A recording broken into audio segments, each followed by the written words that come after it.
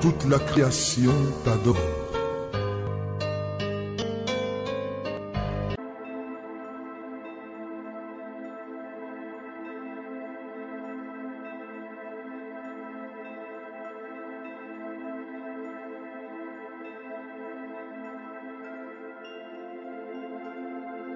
Ézéchiel chapitre 34.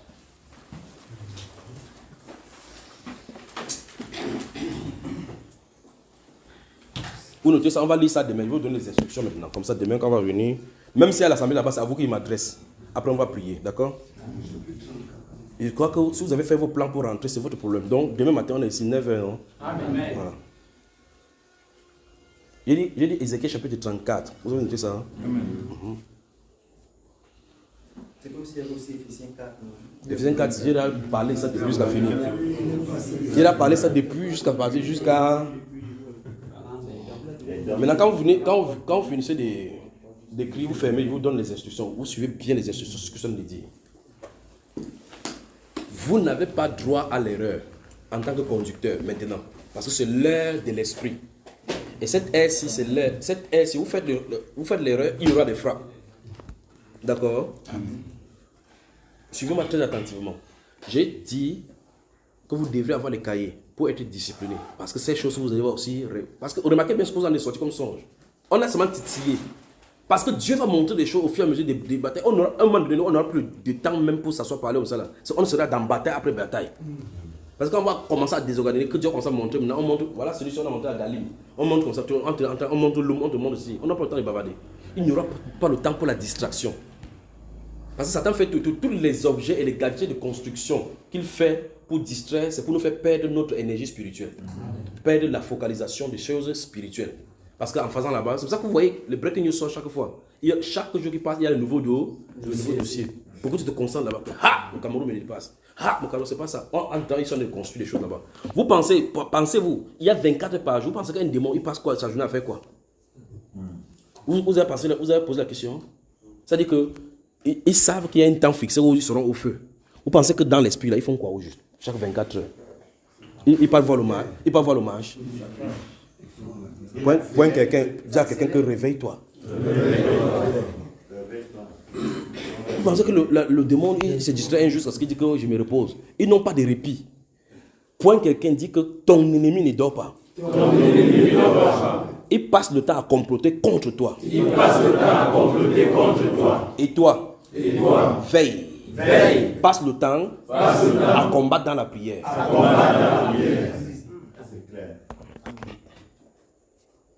Donc l'heure de la distraction, donc pour noter point 1, l'heure de la distraction est terminée. Non, ne dis pas quelqu'un, il dit note. L'heure de la distraction est terminée. Point 1. La même chose, vous pouvez répliquer donc aux personnes à qui vous dirigez. Parce que si toute l'assemblée est dans cette mouvance-ci, il le réveille à le laisser préparer là. L'heure de la distraction est terminée. Quand on dit l'heure de la distraction est terminée, maintenant, chacun rentrant maintenant, vous pouvez savoir lesquelles sources sont vos sources de distraction. À chacun maintenant, il ne veut pas commencer à citer. Où chacun sait c'est quelle sa distraction. D'accord? Vous allez maintenant en secret, dans votre lieu secret, vous dites, voici des choses qui me distraient par rapport à la prière, par rapport à la parole. Voici des choses dont... Quand vous identifiez cela, vous dites, Seigneur, j'arrête ça maintenant. D'accord? Parce que souvenez-vous, toute distraction dans laquelle vous ne pouvez pas vous séparer, qui se répète, il y a un esprit derrière pour vous entretenir. Toute distraction, il y a un esprit derrière pour vous entretenir. Parce qu'ils s'attellent à ce que vous demeurez dans cette direction-ci pour vous empêcher. Parce qu'ils savent que si vous vous réveillez, ils sont en danger. D'après la tactique et l'ennemi, c'est que quoi? Si le peuple se réveille, on est fini. Or, dans la Bible, on est censé se réveiller. Parce que l'église elle doit monter sur leur tête. C'est ce qui est prévu. Et si c'est prévu comme ça, il y a un moment donné où on doit se réveiller. Vous avez moi? Donc, quand il dit 1, l'heure de la distraction est terminée, ça suppose que ça indique chacun de nous à examiner quelles sont les distractions auxquelles vous êtes livrés. Y travailler et arrêter. Vous n'avez pas 3 jours pour examiner ceci, vous n'avez pas 3 jours pour arrêter. Donc, quand vous rentrez, mettez-vous de toute façon, vous allez rester ici jusqu'à demain. Donc, après vous êtes reposé, ainsi de suite, vous savez que j'ai à manger, vous vous mettez à l'œuvre là. Avant de rentrer chacun pour sa part chez lui, que vous avez décrété l'arrêt de ces choses-ci. Pour qu'on avance rapidement. D'accord? 2. Pas de tolérance du péché. Vous écrivez ça en gros caractère. Pas de tolérance du péché, sous quelque forme que ce soit.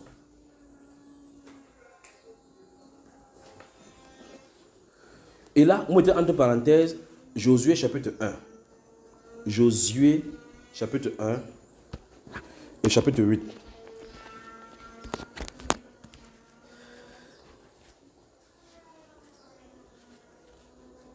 Quand vous mettez à côté, vous mettez Exode chapitre 19. Josué chapitre 1, puis le chapitre 8.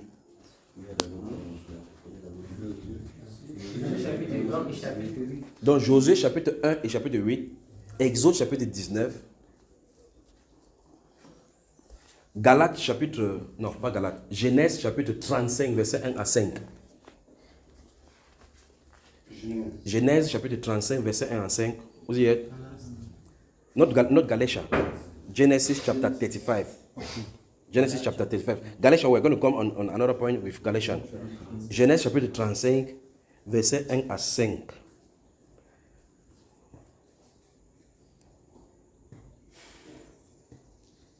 Mais qu'est-ce qu'il y a écrit au chapitre 8 là? Un chapitre 8.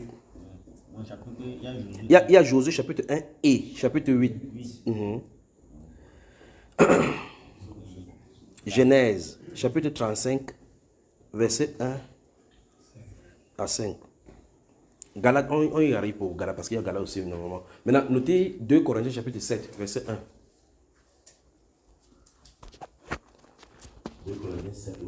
2 Corinthiens chapitre 7, verset 1. Et enfin, Hébreux chapitre 12, verset 1 à 5.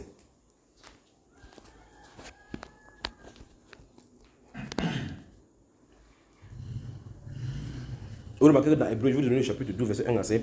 Il n'est pas donné le verset 14, parce que ça vous connaissez. La paix et la sanctification, c'est laquelle nous ne verrons le Seigneur.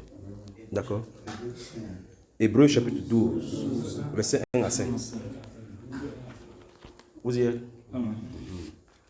Premier point, il dit quoi? 1. 2. 3. Ils sont comme ça. Il dit 3, il dit qu'il n'avait pas de droit à l'erreur. Ça, c'est clair qu'on n'a pas le droit à l'erreur. Troisième point. Comment?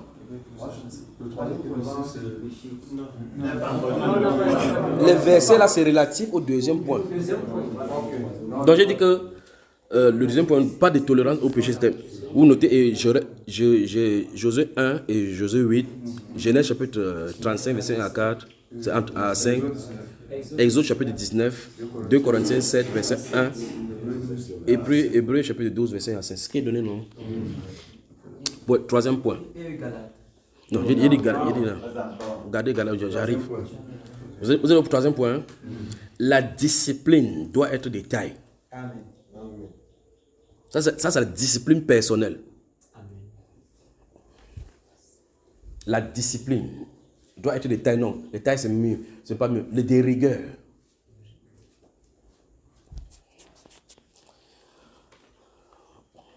Ça, c'est la discipline personnelle. Ça veut dire que vous devrez vous fixer des disciplines sur la lecture de la parole, sur des jeûnes, sur les prières. Vous devez vous imposer, c'est ce que l'apôtre Paul parle. Vous devez vous imposer ces choses-là en vue de la couronne. D'accord? Donc, la discipline, de nos vies de prière, de la lecture de la parole, des jeûnes. D'accord?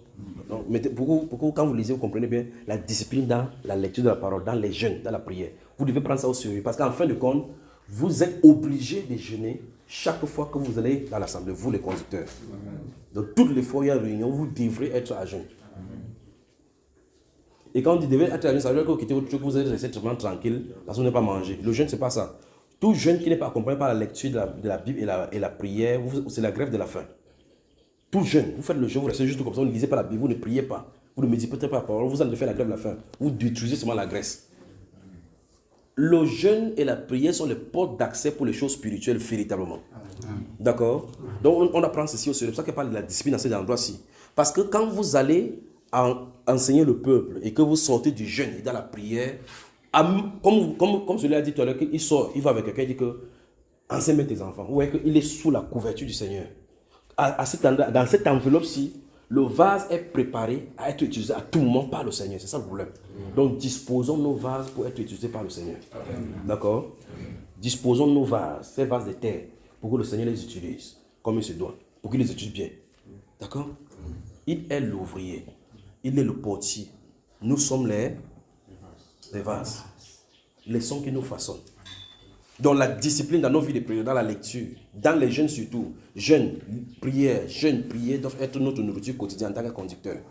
On doit être parfait dans ces on doit faire des progrès jusqu'à la perfection dans ce domaine-ci.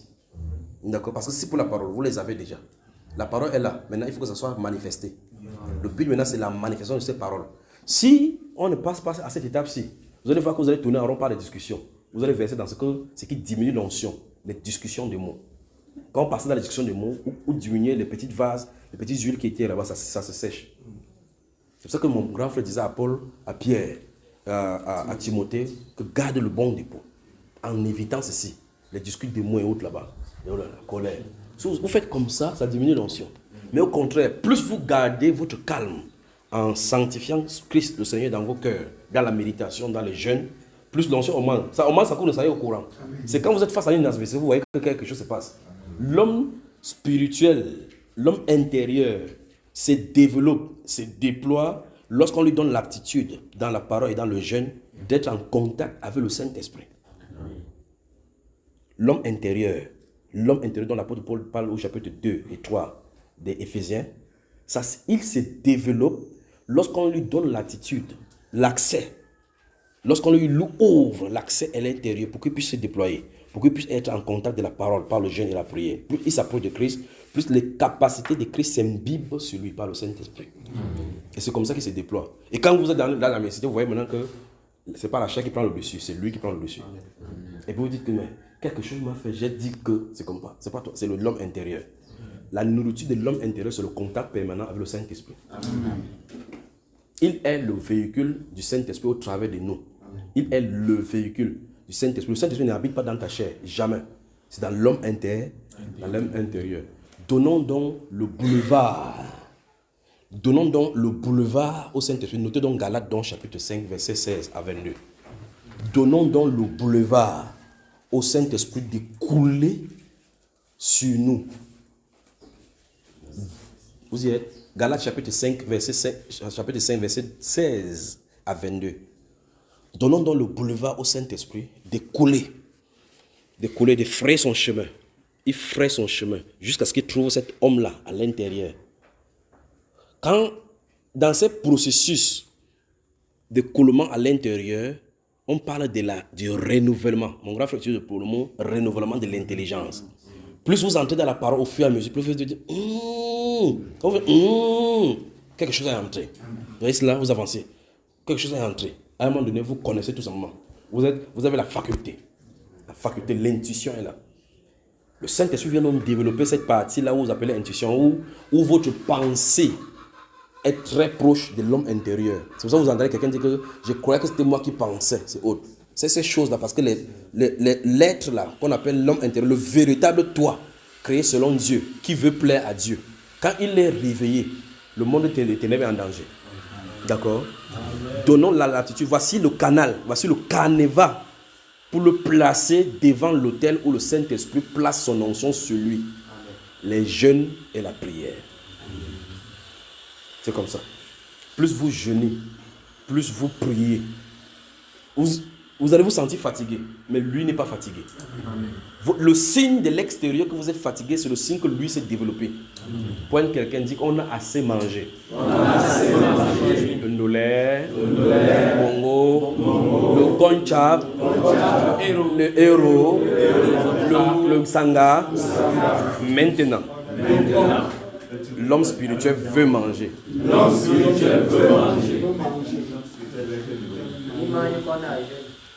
Donc, quand vous privez de conchab, lui, il ne mange pas de conchab dans la Bible. Amen. Vous comprenez?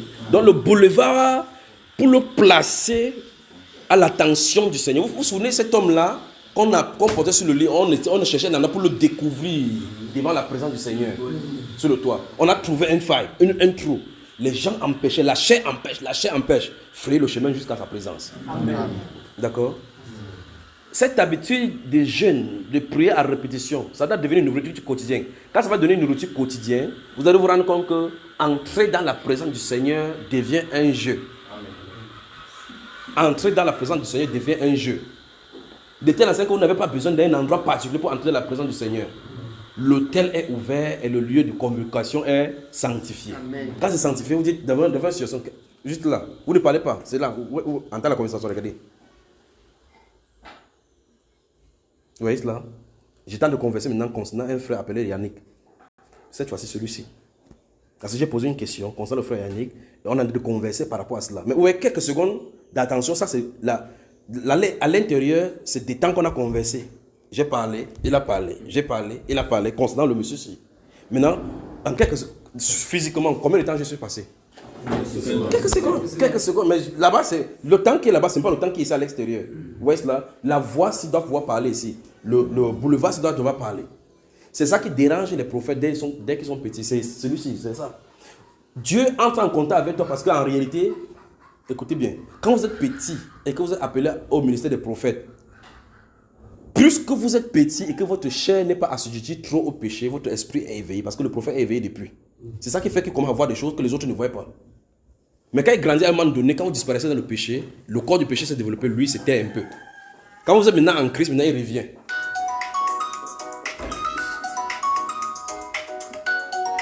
Désolé.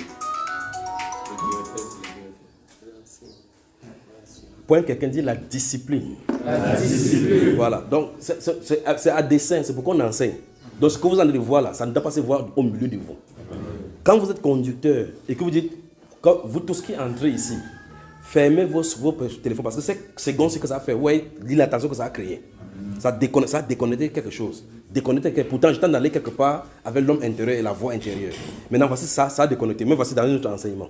Donc, quand vous êtes avec vous, quand quelqu'un dit, vous avez donné déjà l'ordre que personne n'entre ici. Quand vous entrez, fermez le téléphone, que votre téléphone ne sonne pas et quelqu'un ne ferme pas. Quand ça sonne, demande-lui, prenez la porte et vous sortez. Soyez intransigeants, qui que ce soit. Vous avez suivi? Très bien, parce que ces choses-ci seront les moyens de distraction. Donc, je t'en ai dit donc pour ces frères, vous voyez, quand on a de parler à l'intérieur, on parle. Vous n'entendez pas, mais la voix en est de parler à l'intérieur. Le corps qui est à l'intérieur, étant sanctifié, à tout moment peut recevoir l'instruction. C'est dans l'homme intérieur que Dieu parle sans ambiguïté. Amen. Parce qu'il parle à cet homme-ci, l'homme-ci est charnel, rempli de raisonnements et de suggestions de l'ennemi. Et par conséquent, Dieu ne veut pas que sa voix soit confondue à la voix de l'ennemi. Quand tu es aguerri donc de l'intérieur, l'homme spirituel, quand l'homme spirituel est éveillé, tu sais exactement quelle est la voix du Seigneur. Quand tu n'es pas encore à ces voix-ci, à ces niveaux-ci, ta voix, la voix du Seigneur, la voix de l'ennemi se confond. Amen. Parce que quand il vient généralement, il dépose sa volonté dans ta pensée. Amen. Et quand il développe, tu dis que, comme par exemple le cas des frères, je t'en ai parlé là par rapport aux prophètes, que quand ils naissent, ils sont petits. Quand un enfant est petit, ils sont comme les gens qui n'ont pas de problème. Les enfants voient mieux que nous sommes. Mais il n'y a pas un endroit, son esprit, quand vous êtes quelqu'un, vous qui êtes là maintenant, votre esprit n'a jamais vieilli. Quand vous êtes sorti du ventre là, c'est le même esprit qui est là. Il ne grandit pas, c'est ta chair qui évolue. L'esprit n'apprend pas. L'esprit connaît les choses de l'esprit. C'est pour ça que vous êtes dans l'esprit. Quand celui-là dit qu'il s'est tourné, il a dit que je savais qu'il y avait le dragon là-bas. Tu fais le dragon. Bon, qui t'a appris à combattre le dragon? Il a appris ça à quel moment? Dans l'esprit, vous savez tout simplement. L'apprentissage se fait sur le soleil parce que tout a un temps ici sous le soleil. Il y a temps d'apprendre, d'apprendre à assimiler, de composer, ainsi de suite. Mais là-bas, ce n'est pas comme ça. Maintenant, quand ces personnes-ci, comme par exemple lui, il va remarquer que depuis l'enfance, il voit des choses que les personnes ne voient pas. Il se trouve incompris. Tous les prophètes passent par là. On fait des erreurs. Tout ça, c'est inclus dans l'apprentissage du grandissement. L'une des choses qui m'a énervé quand j'étais jeune, c'est de voir quelqu'un comme ça, de savoir qu'il va mourir. Vous voyez juste comme ça le renseignement, vous marchez partout, c'est comme le renseignement vient comme ça là. Vous ne cherchez pas. Vous trouvez comme ça. Il suffit que vous entendez, vous dites, et puis ça vient. L'enfant se pleure comme ça. Sa maman est allée la dernière fois, elle allait voler telle chose au marché, elle a pris telle chose. C'est la voix qui a déclenché ça. Il dit, la voix de l'enfant, vous entendez, vous ne savez pas qui c'est, la voix te conduit vers la maman. C'est que la maman a fait, ainsi de suite. Vous tracez. Vous vous rendez compte que vous allez voyager, et puis je reviens. Vous rentrez, ça ne me concerne pas. Elle ne me connaissait pas. Vous voyagez, vous voyez quelqu'un en train de marcher sur la moto. Il dit, pardon, salut ma papa Tagné. Après tu entends Tagné. Il y a un monsieur qu'on appelle Tagné qui était là-bas, qui a fait ça là. Celui-ci, ça m'a salué, parti tranquillement. Toi, tu as dit continue. Les prophètes, c'est compliqué avec eux. Vous voyez, l'une des choses qui m'a dépassé quand j'étais petit, c'est de voir quelqu'un et de savoir que la personne va mourir. Et pour voir quelqu'un, vous savez exactement ce qu'il va dire. Donc quelqu'un est là, il est en train de converser. Moi, je suis là comme ça. Vous me voyez au carrefour en train de voir comme ça. Qu'est-ce qu'il fait? Je suis là au carrefour en train de voir comme ça. Là. Celui-ci en train de parler, celui-ci, ça ne me concerne pas. Je passe seulement ma route. Mais subitement, vous êtes interpellé de la conversation. Celui-ci va dire A, avant que celui-ci ne dise B, je sais exactement ce qu'il devait dire. Et puis, ils sont là pour surveiller, pour voir ce qu'il va dire cela. C'est amusant quand tu es petit. Tu restes comme ça, tu dis le frère, et puis tu te rends compte, tu dis que quelqu'un va bouger son pied là-bas, tu te tournes juste là pour voir le pied bouger. Et puis tu vois un chat va passer là-bas, tu te tournes juste là, tu vois le chat est passé. Tu fais comme ça. Après, tu te rends compte, je deviens faux quoi. Personne ne peut comprendre ça parce qu'il n'y a pas la science de ça. Et les prophètes grandissent comme ça. Dieu les trouble comme ça, il ne dit absolument rien. Le moment où tu cherches maintenant à voir, ah non, il est conscient. Tu dis Seigneur, Seigneur, tout ne semble pas, mais c'est là. Où est la chose que je voyais depuis? Ouais, je vais maintenant voir. Non, c'est pas comme ça. Ça se passe comme ça là. Maintenant, comme tu es conscient que tu vois, tu vas maintenant chercher à voir. Pourtant, quand tu n'étais pas conscient, on te donnait tranquillement. Qu'est-ce qui se passe? La conscience du péché est entrée pour ternir la vision du prophète. C'est ça. Et là maintenant, vous commencez à faire la cesse, vous commencez à jeûner. Prier, jeûner, et puis quand ça s'ouvre, c'est un autre problème. Parce que quand tu vois l'ennemi, tu vois quelqu'un qui est dans le marché. Dès que tu vois quelqu'un dans le marché, tu es dans le marché, tu vois une mère qui porte le fagot. Tu dis, waouh, ça c'est physiquement. Ouais, la mère s'ouvre. Comment on peut laisser un mec comme ça là? Dès que tu es dans une autre dimension, tu vois que c'est un caméléon qui est en train de marcher comme ça. Les personnes qui sont à l'intérieur, que tu as vu que c'était le bois, ce sont les cœurs des gens qu'on avait tués. On a mis tués, on a emballé, il a donné comme ça à la réunion de famille. Elle a pris tout le cœur des membres de sa famille pour les donner. Vous voyez que dans la chair, vous avez vu une maman qui a porté le panier. Dans l'esprit, vous avez vu véritablement qui est là. Quand tu vois comme ça, et dès que tu l'as vu comme ça, dans l'esprit, dès que tu vois, on sait que tu as vu. Tes combats commencent. Tu peux encore dormir. Donc quand vous cherchez pour voir là, sachez qu'il faut chercher des problèmes. Quand vous cherchez pour voir. Quand j'étais petit, quand ma tante était couchée là, quand elle s'est tournée, quand je l'ai vue, elle s'est tournée, elle m'a regardé. Elle n'a pas regardé les gens dans la salle. Elle s'est tournée comme ça là. Elle était là, elle s'est tournée, regardée. Dès qu'elle a fixé le regard sur son corps, elle a tourné le regard, me fixé. On se croisait les yeux, elle a fait comme ça là. Bon. Et puis elle a guetté les gens dans la salle qui étaient assis. Elle a fait comme ça là. Allez. Il y avait une abdo là, elle a fait comme ça là. Dès qu'elle a fait ça, elle a disparu. J'étais là, terrorisé. On dit ne pleure pas. Alors qu'elle-même pleurait. Et il pleurait le deuil, il pleurait celui qui le voit. Et Dieu fait ça à l'âge de 2 ans. Tu as 2 ans, tu vois de voir quelqu'un qui est mort, quelqu'un qui est debout. Même sur la personne qui est morte. Elle était debout, elle était debout, elle regardait son corps. C'est pour ça que les endroits comme les morgues, je ne veux pas aller. Parce que vous allez là-bas, vous allez voir des choses bizarres. Quelqu'un dit, oh non, mon Dieu, elle a levé le corps, va lever ton corps tranquillement, tu pars. Tu pars au cimetière, tu vois quelqu'un s'assoit là-bas. Il a investi, il dit que, un démon, il a bien investi, il dit que je suis un grand, suis moi le grand d'ici, tu as été vanté. Donc mieux tu ne pars pas là-bas, parce que tu dis à quelqu'un qu'il y a un monsieur qui est assis sur le cimetière, il a un démon maudit quand vous passez ici. Et tu vois quelqu'un sort le C4 matin, il mange, il met la cigarette, il va me pousser sur le tombe au cimetière. Vous êtes malade. Ouais, comment on peut avoir des problèmes ici dehors? Il pisse sur la barrière. Et puis sur la barrière, et le chef de portail est là, de ce métier, il le regarde. Il dit, celui qui connaît qui nous sommes ici, est-ce que tu en es d'entendre? Si on ouvre tes yeux, même pour passer par taxi là-bas, tu ne peux pas.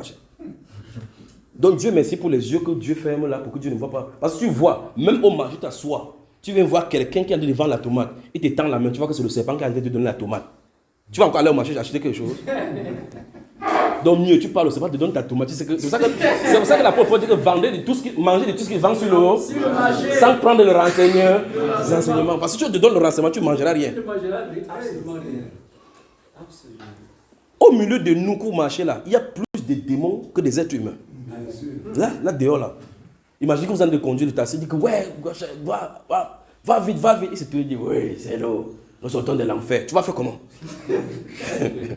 Ou bien celui qui conduit la moto comme ça. Après tu dis que je suis un être désincarné, je viens de l'enfer. Après il disparaît un peu avant la moto avant d'apparaître. Vous allez encore prendre les motos ici dehors, frère. Donc mieux, tu montes sur la moto, tu dis Seigneur, garde-moi à l'aller au départ. Voilà, c'est comme ça. Il t'amène là tranquillement. Si c'est un démon qui te porte, il te porte, il n'y a pas de souci. Il dispose même l'ennemi favorablement de te servir. C'est comme ça. Paul, pour aller enseigner son ministère, c'est l'ennemi qui l'a amené. Hein. C'est lui qui te sert la nourriture. Il te sert la nourriture, tu manges. On mange seulement. Vous allez dans les restaurants, vous voyez quelqu'un comme ça, le Saint-Esprit te dit que cette personne ça a été vendue en telle année. Sa famille a été le chercher, c'est dans tel pays, il vient de tel pays. Elle te sait, mamie, ça va, oui, ça va bien. Elle est là, belle. Mais c'est un être humain qu'on a captivé quelque part, son âme, il a des travail. Elle sait bien le couscous, elle tourne bien le couscous, elle est solide, bien même. Et les gens viennent là travailler. Oui. Au coucher avant le sperme, elle est là-bas, non? Tous étaient là-bas. Donc, on a beaucoup de choses à dire. Mais les petits, là, vous en avez de vivre, les petits, tout ce que vous en avez de vivre, là, chacun de vous a déjà vécu une expérience spirituelle avec le Seigneur. Oui.